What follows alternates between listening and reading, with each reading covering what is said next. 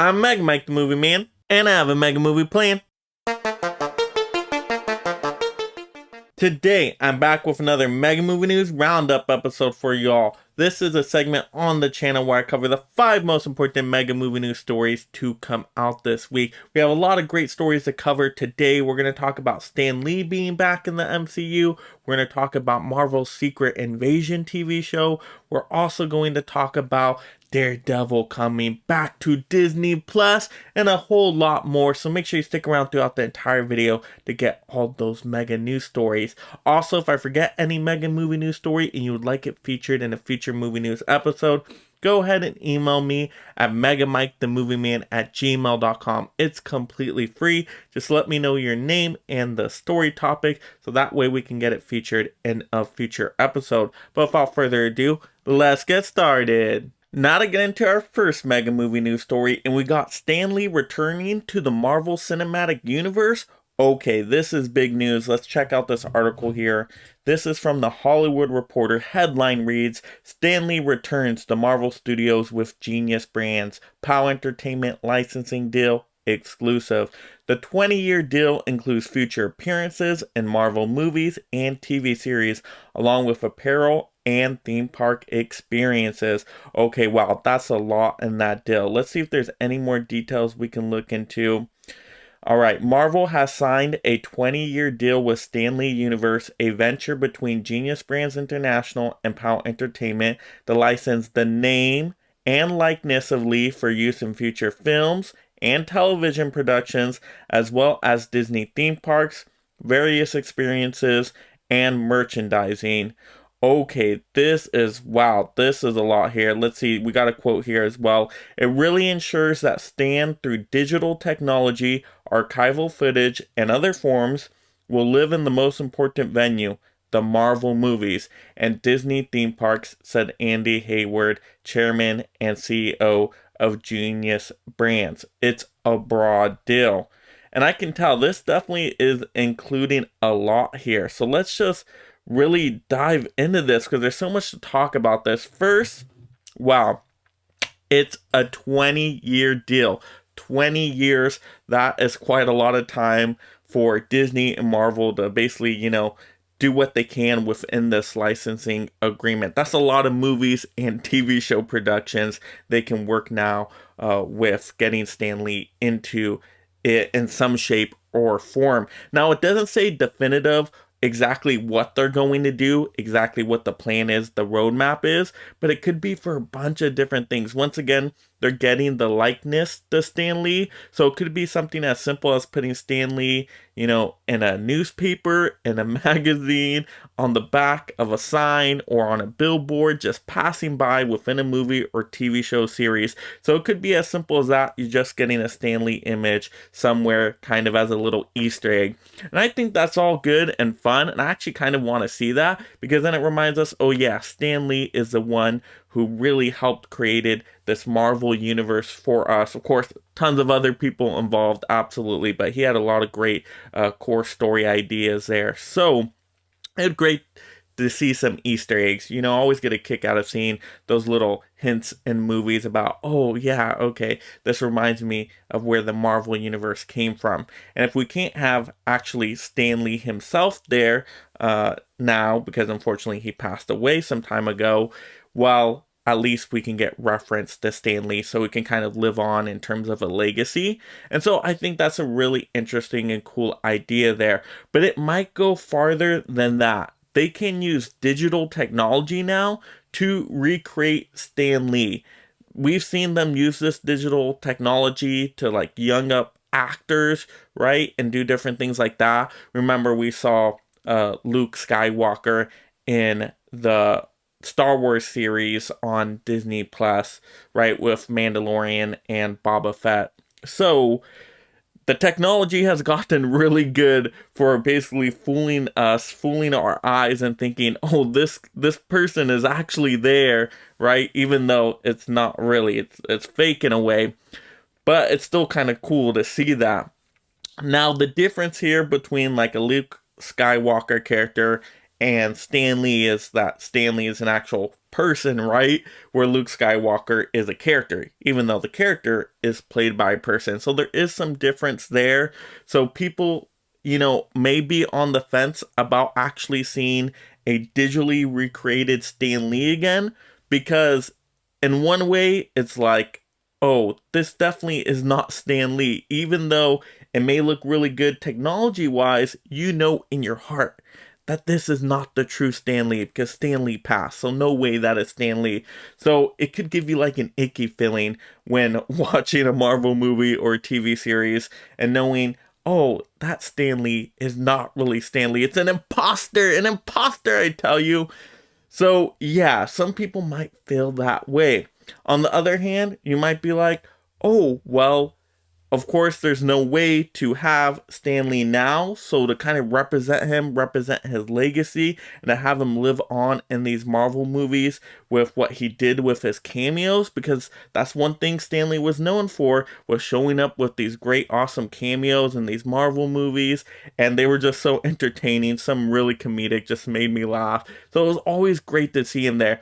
So to see that legacy live on and to keep seeing those cameos again, something that's just short, but gets a really good rise out of the audience, just a good excitement or laugh out of them, can be quite powerful. So I could see the temptation for Marvel and Disney wanting to bring that back, because that was always a talking point when people would talk about these movies. They would always mention, hey, the latest Stanley cameo, did you catch that? That was so awesome.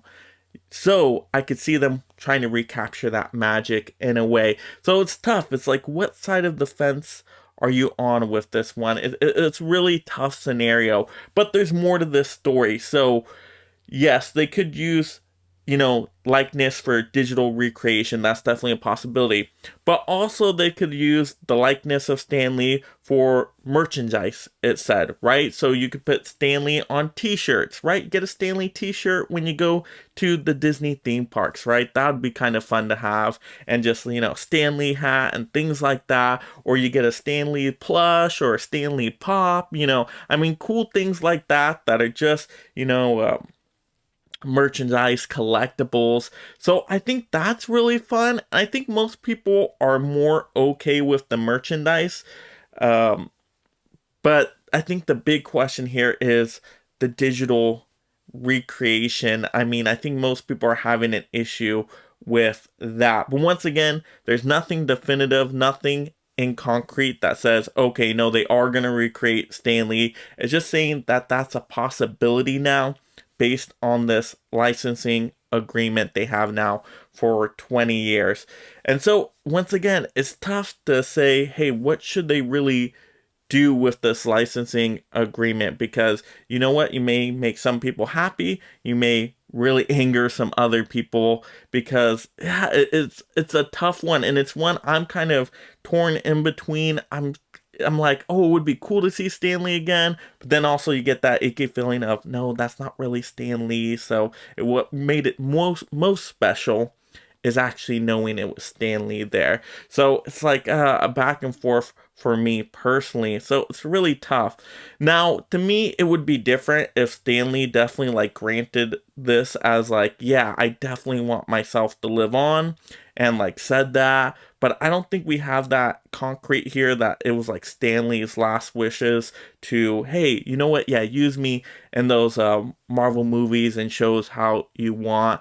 Yeah, I don't know. I don't think we're getting anything here that says like those were the last wishes for this legacy. Now, if that was the case, I'm definitely a lot more okay with it, because that's what Stan Lee wanted, and so that works for me. But in this case, we don't exactly know if that's what Stan Lee really wants. So is it just Stan Lee's family trying to, make this deal to get any money which way they can? I have heard that, they didn't have the best relationships within all the family members.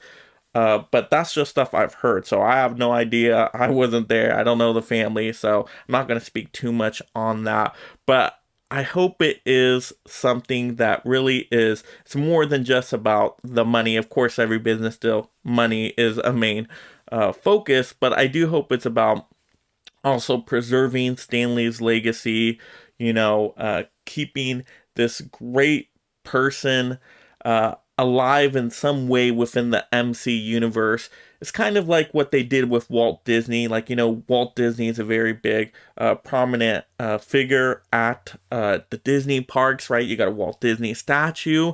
And so you hear the Walt Disney name, you see, different Walt Disney things. And so it's like that, but they're trying to do that with Stanley. At least that's the impression I'm getting. And basically, so it's basically a brand. Like Stanley is now a part of the Marvel comic brand. And so if it's about that, to me, that works fine. I think I would be okay with that. The only part, once again, I'm a little iffy on is, are we fully digitally recreating Stanley to try to fool the audience in thinking that there's actually Stanley there, even though we don't know it's Stanley? But this is definitely a tough discussion here. I know people are going to be having different thoughts on this one, so definitely jump down in the comments below. Let me know your thoughts on this. What do you think about the still now having the rights to the likeness of Stanley, and what do you think their actual plans are? What do you think they're going to do? Is it going to be mostly a focus on merchandise, or is it really going to be about let's make Stanley reappear in these movies and TV shows? And how far do you think they should go with that? Should they just do it as little Easter eggs in the background? You see images of Stanley, or do you want a full-on Stanley digitally recreated walking around in a Marvel movie? Let me know whatever your thoughts are down below. Now to get into our second movie news story, and we got to talk about Netflix considering releasing some movies theatrically. Alright, let's take a look at this from Yahoo Finance Business Insider. Headline reads, Netflix reportedly plans to keep some movies in theaters for longer before streaming, including its upcoming Knives Out sequel. Alright, we got a few points here. Let's read each of these points and then discuss them after. Our first point, Netflix is considering releasing some movies in theaters this year with a 45-day window, according to Bloomberg. Okay, I think that's going to be key. We'll talk about that in a bit. Our second point here, one of the movies in consideration is the Knives Out sequel. Okay, that makes sense to me. And then our third point here, Netflix has long resisted longer windows for the movies it releases in theaters. Okay, so let's go through each of these points. So the first point, talking about the 45-day window. I think this is a smart move for Netflix because 45-day window, that's the norm now for most of the studios. They're wanting to do 45 days. And now it used to be where they had a lot longer theatrical releases, even like 90 days. Then it got shrunk to 60 days. And now we're down to 45 days. But now 45 days seems like the normal, seems like the average. But the 45-day theatrical window is so crucial because these movies that Netflix has can make tons of money at the box office within those 45 days, get a good chunk of change, and then release it on streaming. And what that does is you get the good word of mouth about these movies, especially if they're great quality. You get the hype up about them. You got tons of this money from the box office, but then when it releases to streaming, it's going to do a lot better because that word of mouth with such good positive reception. People that couldn't go to the theaters are now ready to see it on streaming. So it does even better on streaming as well. So you get that box office money, and then it even does better on streaming. It's a win-win scenario. So I like how Netflix is finally seeing this, that hey, this is the way to do it, because we've seen disastrous effects with movies releasing date and date release. No, it has not worked. HBO Max tried that. They released all their big blockbuster movies same day, theaters and on streaming, and nobody went to the theaters to go see those movies. I was the only one watching Matrix Resurrections in the theater, and everybody else was watching it at home on streaming. And so we saw with HBO Max that strategy didn't work. So Netflix is now looking at, okay, let's do the 45-day window. This is making sense. So I think this is a good positive for Netflix here. I think this is a smart move. Our second point here was one of the movies in consideration is the Knives Out sequel. Yes, because Knives Out is such a popular movie now. I mean, this movie was awesome. If you have not seen Knives Out, the first one, it is so good. You can go stream it go watch it. I'm telling you, if you have not yet seen it, go watch it today. Go stream it. Or if you're a physical media collector out there, you can even get the Blu-ray like super, super cheap right now because it is available on streaming. So you got some options there. But I'm telling you, it's a great movie, a good whodunit mystery, but modernized for modern audiences. It has some twists and turns in there. So very fun movie. So yeah, Knives Out sequel for them testing this 45-day window theatrically. To me, that makes sense. Knives Out, that's their big blockbuster they have. To me, Netflix doesn't have a ton of IP recognition in terms of like specific movies that are well known. So I'm glad they got the rights to the Knives Out sequels because I think Knives Out 2 can be that movie where it's like, oh, you guys remember Knives Out 1? Well, we stepped it up a notch for Knives Out 2. And so people are going to want to go see it in theaters. Rather than it being a brand new story idea where people may be unsure of it and it may not do as well. Since it's a sequel, we know usually sequels end up doing better at the theaters. And especially big blockbuster sequels. So yes, Knives Out sequel. Think that's a plus for it going to theaters with the strategy. Our third point here was Netflix has long resisted longer windows for the movies it releases in theaters. Yep, that's true. That's been the norm for Netflix themselves. They haven't been wanting to release their movies in theaters. Usually they'll do a limited release here and there so they can get, Oscar recognition for certain movies.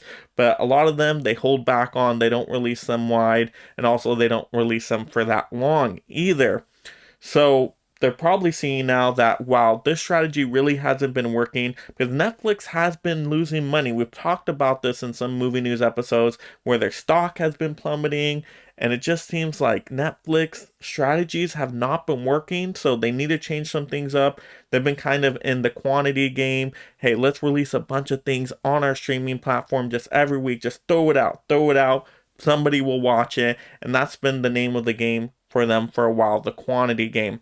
But now we see the company is not doing as good. Other streaming platforms are there with the competition. You can go get good quality program on the other streaming services like HBO Max. So Netflix has been filling that. So what do we do now? Let's change up our strategy. Instead of just throwing everything on streaming, let's get the theatrical money first, and then we'll put it on streaming. So I like all these points here. I think these are all smart strategies for Netflix. So I think this can really work. Let's read a little bit more here. And let's see if we can get some more details. So Bloomberg's Lucas Shaw reported on Sunday that Netflix is considering releasing some movies in theaters this year with an exclusive theatrical window of 45 days. That's longer than the window Netflix has typically given the movies it releases in theaters, and more in line with its emerging as a new windowing standard. Yep, we just mentioned that, so that's perfect. All right, this is important here. The first Knives Out was a surprise box office hit, grossing $165 million in the US and $311 million worldwide in 2019, off a $40 million production budget. That is amazing. That means that movie was such a success. Wow. $165 million in the US alone off a $40 million budget. That's great. I mean, even if you spend, double that with the marketing, right? Let's say you're at $80 million after marketing and advertising. You're still doubling that. Ooh, that is some good profit right there. So no wonder they want to try this with the Knives Out 2, right? With the Knives Out sequel. It makes sense. Because if they can keep it at a small budget, around that amount, maybe it goes a little higher, but not too much, keep it a light budget, then with it now being a sequel, I think it would go over 165 million in the US, definitely over 311 million worldwide. I could see this movie going 350, anywhere upwards 400, 500 million. I could see this movie doing that while at the box office, especially if people are wanting to get back to the movie theaters. I think Knives Out is something people would go out for.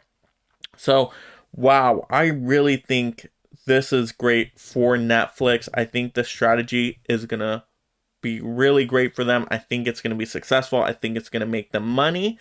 And also, I think it's going to show them that, hey, maybe we should focus more on quality products. Yeah, let's acquire quality products and create original quality products rather than spending so much money on just blurting out, stuff that's kind of, not that great. Not everybody's watching it anyway. It's just throwing stuff at the wall, seeing what sticks. No.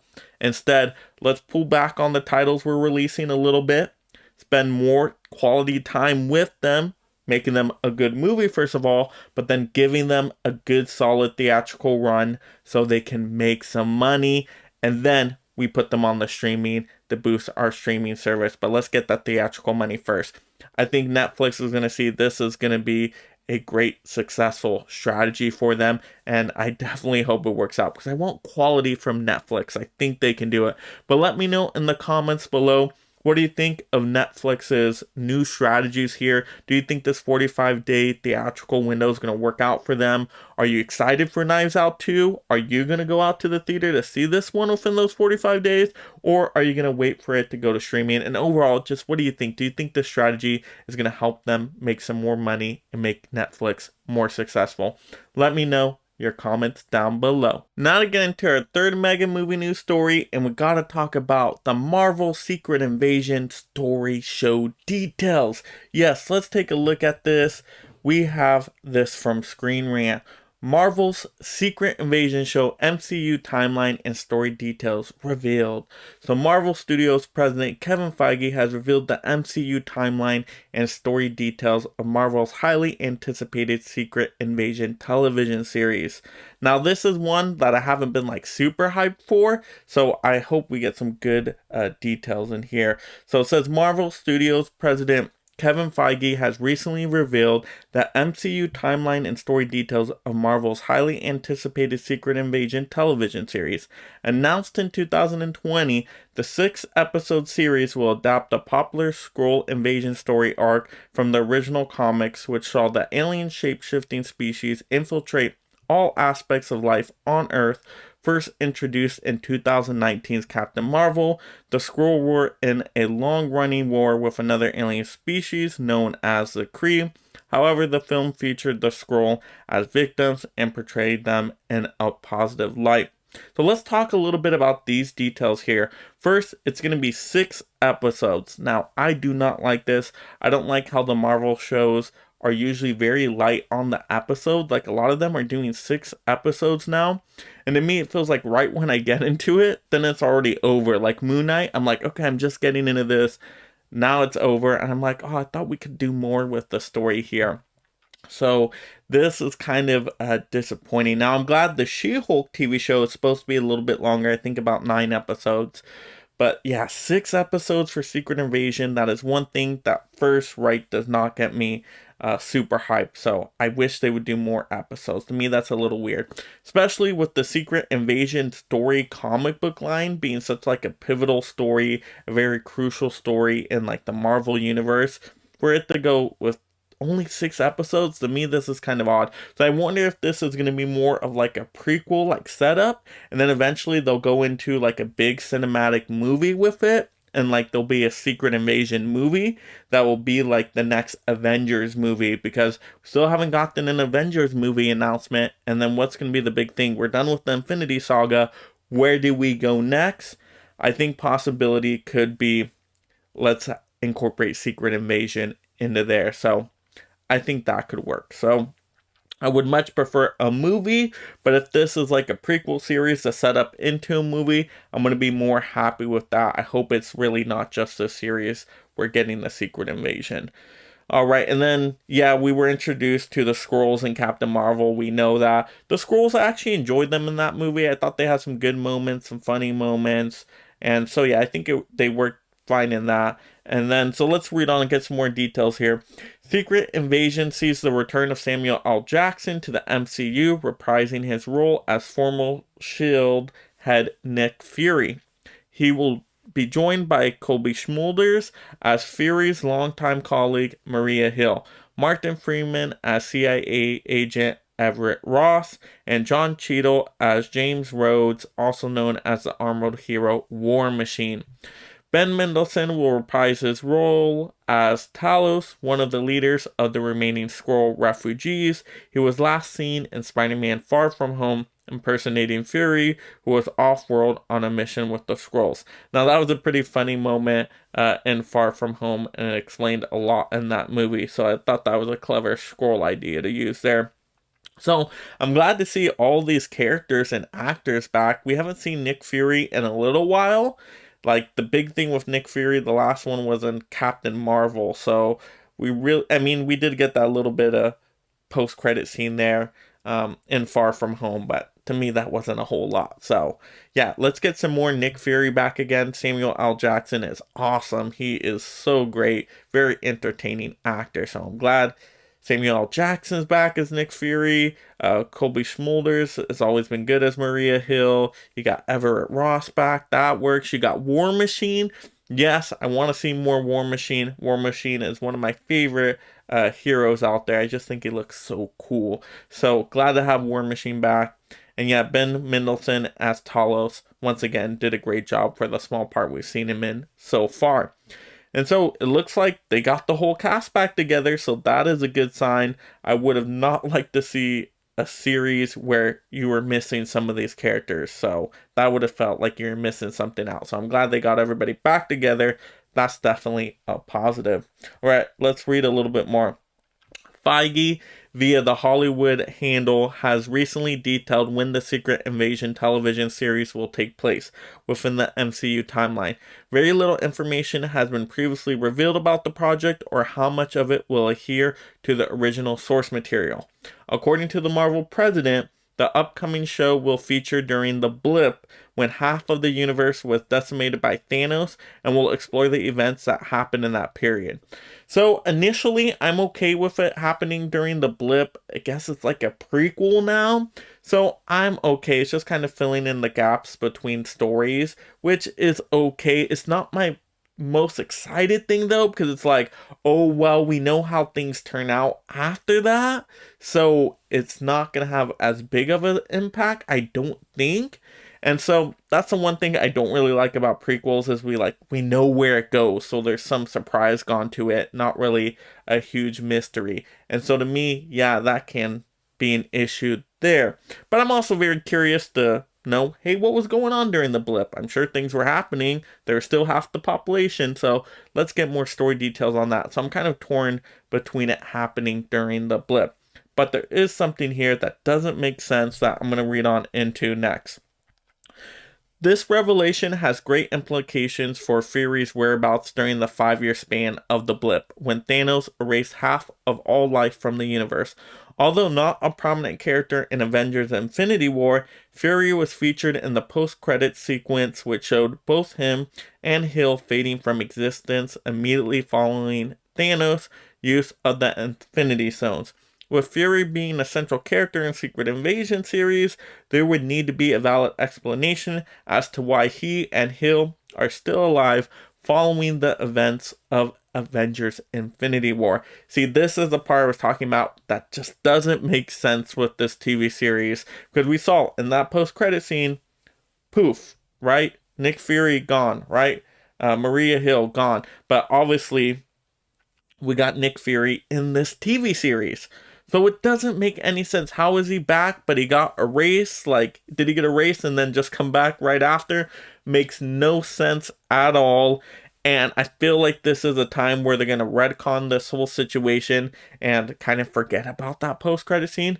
But to me, I do not like that. To me, Marvel has been slipping up, especially with a lot of these post-credit scenes now, and stories not flowing together properly. There's a lot of plot holes in there, and things not really being connective. Yeah, I know we're getting to like 30 movies now, MCU, so I'm surprised there isn't more issues, but I'm starting to see MCU crumble a little bit in terms of continuity, and I feel like they're going to get to that point where it's like continuity, schmontinuity, let's not care about continuity, they're not really going to remember, let's just give them something entertaining and they won't care about that. I really don't like them going that way, so I hope They give us a good, valid explanation like this article is mentioning. You got to give us an explanation. Please don't just sweep it under the rug and not explain it. Even if it's a short explanation, fine, I'll take it, but give an explanation and something that could make sense. Because right now, it just doesn't make sense with the rest of the continuity. And so that's going to be a big part of the show where it's like, I'm going to have a tougher time buying into the show if that's not explained at all. So I hope they don't go that way. But overall, just in terms of my excitement with this information in this show, I'm not massively excited once again. You know, it's cool, Secret Invasion. I know it's a big comic book storyline, but I don't know. To me, I don't know. I don't know how new it can be. Like I said, we've gotten these characters before. We've gotten Skrulls already introduced, so it's not like super new. And once again, it's a prequel, basically. It's during the blip time. So once again, the consequences can't be that significant, can they? And so it gives me a little bit of hesitation there. I need to see a teaser, though, for this. I need to see a trailer of some sort to see what the tone and the flavor is going to be. Because I think that's what's going to sell me or not sell me on the show. I like the She-Hulk show teaser trailer because it gave us the tone of it looking a little bit more comedic, a little bit more of a sitcom feel. So I like the tone for that show. So what are they going to do with Secret Invasion? Is it going to be a spy thriller? Is it going to be very like action packed? Is it going to be more just like science fiction? Right? Of course, mixed with the superhero genre. So I'm really interested in to see what the tone of the show is going to be. But yeah, Secret Invasion. You know what? I'm kind of just about it right now, but that totally can change in the future. But let me know in the comments below, how excited are you for the Secret Invasion storyline? How do you think they're going to explain the Nick Fury situation showing up in here with the blip and all of that? And is this one of the Marvel projects you're really hyped for? Or are you more excited for some of the other Marvel shows? Let me know down below. Now to get into my fourth mega news story, and we got to talk about Disney's plan for their ad-supported plan. So let's take a look at this. Variety says Disney expects most Disney Plus subscribers will take its cheaper ad-based plan. Ad-supported service will average 4 minutes of advertising per hour initially. Okay, some things to unpack there. So 4 minutes doesn't seem too bad as compared when you look at a subscription service like Hulu. Their ad plan is like 10 ads per hour, and it's like, oh my goodness, you can barely get through one episode. It takes forever. So 4 minutes doesn't seem terrible. So I might be okay with that initially, but it says per hour initially. So they might boost it up over time, and that kind of scares me there. I do not want tons and tons of ads while I'm trying to watch a show on Disney Plus or a movie on Disney Plus. That to me, I would not be a personal fan of. All right, let's read a little bit more. Disney is anticipating that over the long run, the majority of Disney Plus customers will pick the lower cost ad-supported plan, which is set to launch later this year. Okay, now that's surprising initially to me because, you know, I'm not a big fan of ads, but to see that other people might be interested in it, okay, so this could be a good option for others. All right, let's read a little bit more. We got a quote here. Based on our Hulu experiences, we actually have more ad-supported video on demand than subscription subscribers, Disney CFO Christine McCarthy said, speaking Wednesday at the 9th Annual Moffett-Nathanson Media and Communication Summit. We expect about the same percentage for both Disney Plus and Hulu, just based on the experience curve that we've witnessed. Okay. And then to read on here, a few years ago, Hulu revealed that 70% of its viewers were on ad-supported plans, with the remainder on the pricier ad-free tiers. McCarthy said Disney Plus ad inventory will be sold at a premium, which will enhance the average revenue per subscriber it expects to generate. We really feel good about this opportunity, she said. Okay, there's a lot to unpack here. So I'm surprised by that fact there, that Hulu revealed that 70% of its viewers were on the ad-supported plan. Wow, to me, that's pretty amazing, because if you can get through those shows and movies with the ads Hulu does, oh my goodness, you deserve an award in itself because that's an accomplishment. I mean, those ads, they just keep playing and playing. It's like ads back to back. And not only that, oftentimes it's the same ad over and over again. It's like torture. It's brutal. So, wow, to see that many people are down with the ad-supported Hulu plan, I mean, I'm amazed by just that. So, okay. So, they see the past results of that and they want to replicate that success. That makes sense, looking at the history of the past to try to, duplicate that again. I get that. So, they want to do this Disney Plus ad-supported plan. Now, personally, do I think a lot of people are going to go for an ad-supported plan?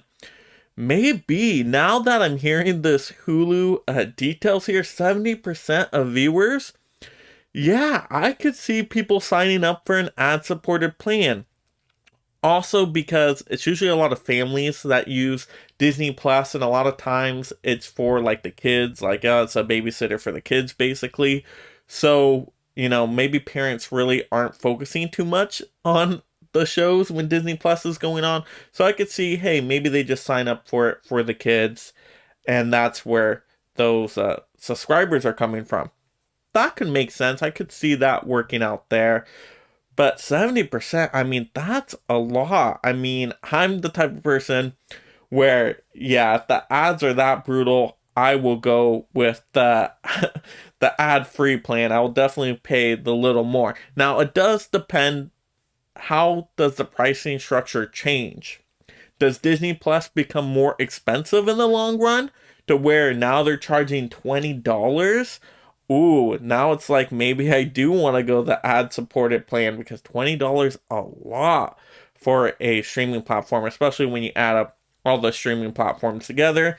Basically like you're paying for cable television again or even more. So it's tough. And to me, I don't use Disney Plus a whole lot.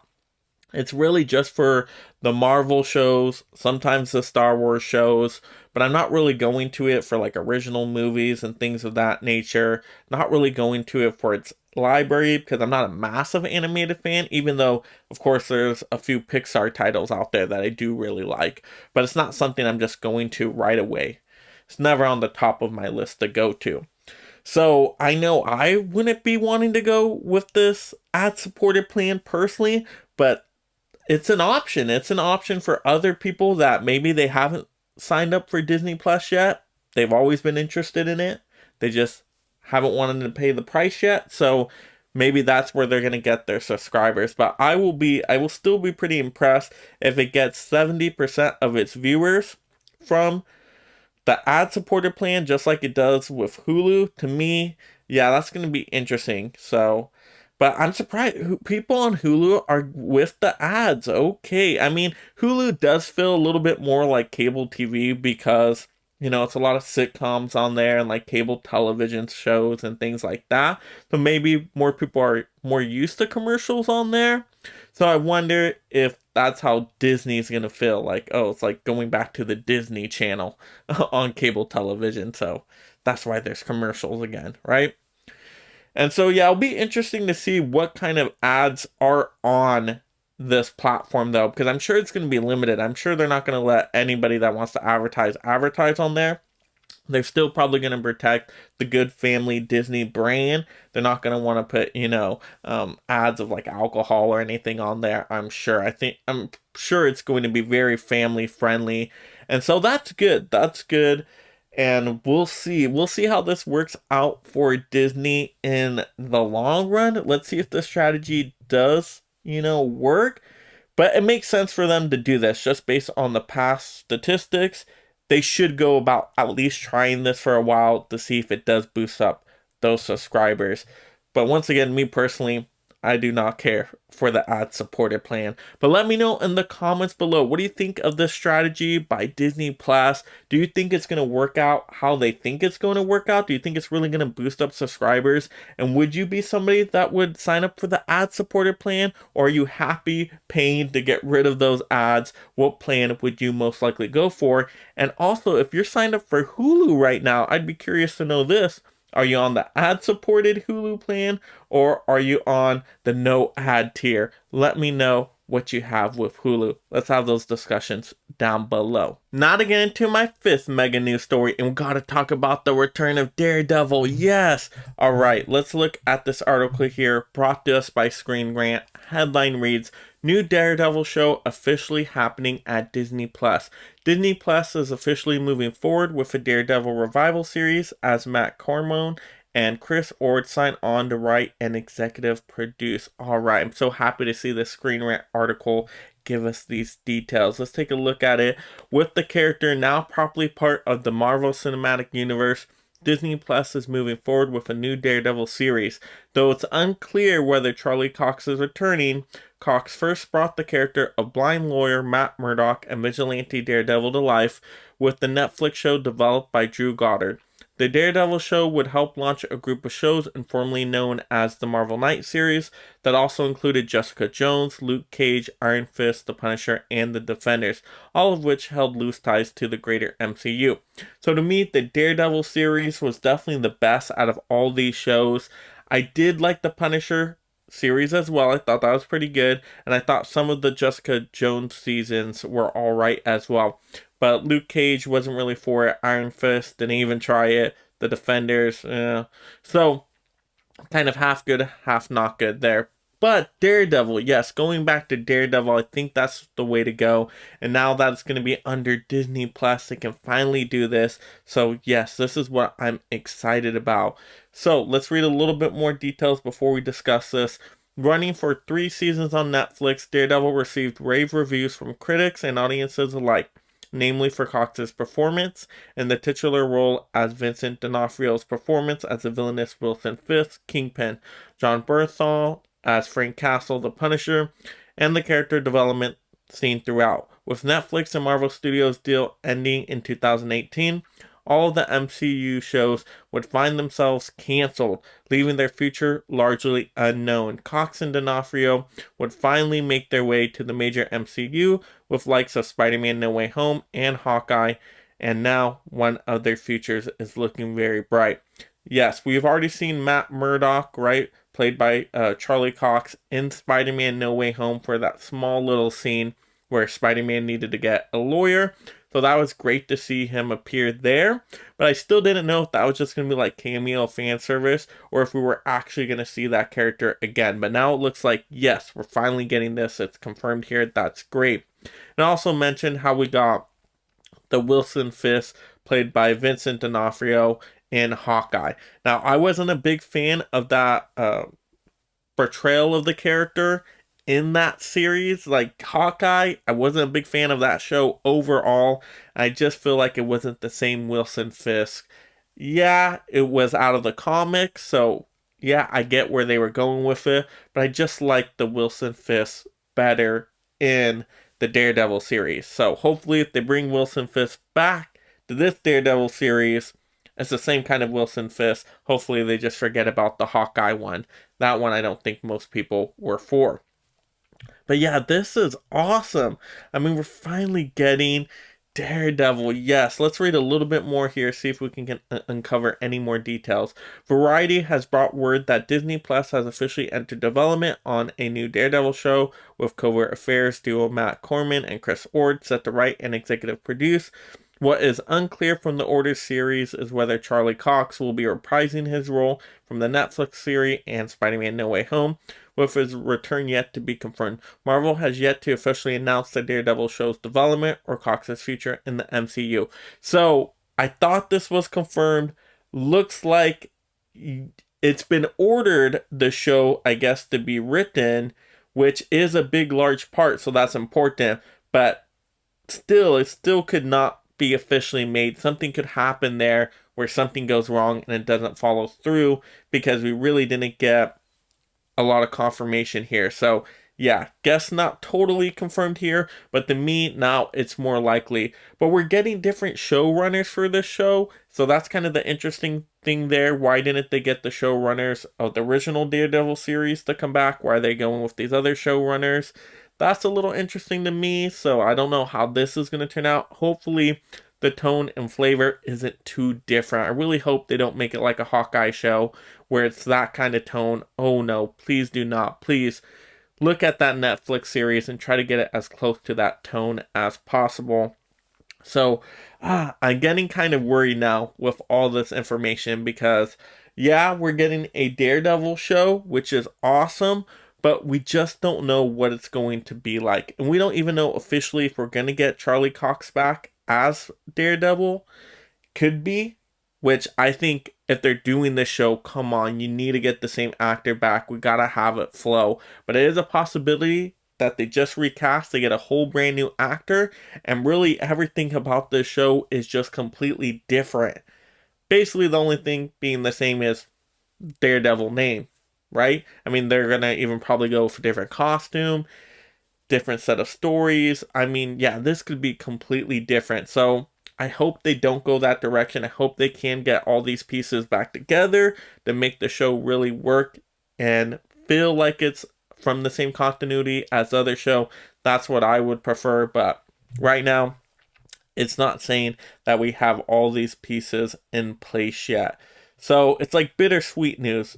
Good news, yes, we got a Daredevil show that's most likely going to be happening on Disney Plus. But is it going to be the Daredevil show we want or expect? Now that could be a whole another issue. So, it's tough. It's tough. I am still excited about it because, once again, Daredevil was such a good series on Netflix. It was so entertaining, especially how they introduced the Punisher. Really great job there. So I hope Disney Plus does it justice and does it right. I don't know. To me, the Disney Plus shows have been kind of hit or miss. But that's also how the Netflix shows were too. They all weren't perfect. Yeah, we had definitely some issues with a lot of them. So is this going to be a good Disney Plus show, or is this going to turn into, once again, another Hawkeye Disney Plus show that I really just didn't care for too much? Hopefully not. Hopefully it gets to the quality of WandaVision. I think that's still my favorite Disney Plus show. So I want it to be on that level. But let me know in the comments below, are you excited for a new Daredevil show going to Disney Plus? Do you think it's going to be very similar to the Netflix Daredevil show, or do you think they're going to completely change it up? Do you think we're going to get the same actor back, or no, is this just going to be a whole recasting, new idea, new vision for Daredevil? And which way do you think Disney Plus should go, and which way do you think is actually going to end up happening? And are you excited about this Daredevil news? Let me know in the comments below. So that will do it for another Mega Movie News Roundup. This was episode 25. If you enjoyed this Mega Movie News content, make sure you click on some more movie news episodes in the playlist to get some more movie news stories.